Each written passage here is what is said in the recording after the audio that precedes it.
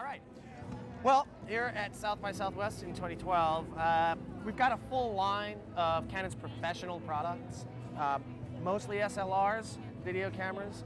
We do have a wide format printer here as well. The two most significant things that we've been showing are the new C300 EOS cinema camera. It's a super 35mm motion picture camera. It records MPEG-2 at 50 megabits per second, a 422 color sample, and it comes recorded in MXF wrapper. Records onto two CF cards. You can record on those CF cards simultaneously, what's called dual record, so you get an instant redundancy, backed up your data, or you can relay record from one to the next. You get about 40 minutes on a 16 gigabyte card. The thing that's been probably most popular though is the just recently announced 5D Mark III, which we're lucky enough to have one of here. It's a full frame 22 megapixel SLR camera. Upgrades significantly from the previous model, the 5D Mark II, which came out about 3 years ago. This has now gone from 9 autofocus points, which were on the previous, up to 61 autofocus points that you can find on the 5D Mark III. The low light performance on this camera is astounding. The 5D Mark II was also astounding, but 3 years later we really had to up the ante.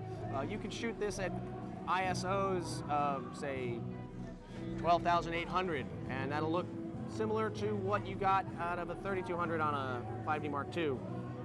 So you get about 2 more stops, considering the noise quality, than you did on the 5D Mark II. In terms of video, there's some very interesting advancements on it.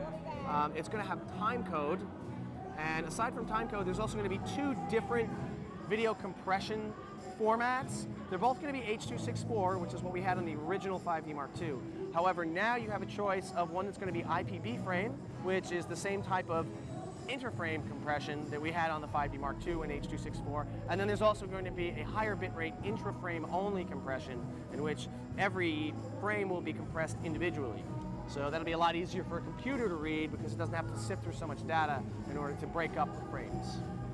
So while we're very excited about the C300, it is an outstanding camera in its own right as far as low light performance, and should be noted also that there's 2 versions of this. We only have the EF mount version here, but there's also a PL mount. PL mounts being the de facto standard for cinema production for many years now.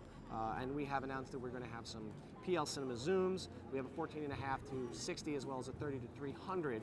Those are going to be available in PL as well as EF mount. And for the EF version of this, we're also going to have some EF mini primes which are yet to be released. So while we're very excited about this, and this fits in very much to the film festival portion of South by Southwest, the 5D Mark II, as well as all of our other SLRs, have been used a lot in motion picture production and various moving image. Recently, a lot of web stuff, which ties into the interactive portion of the festival.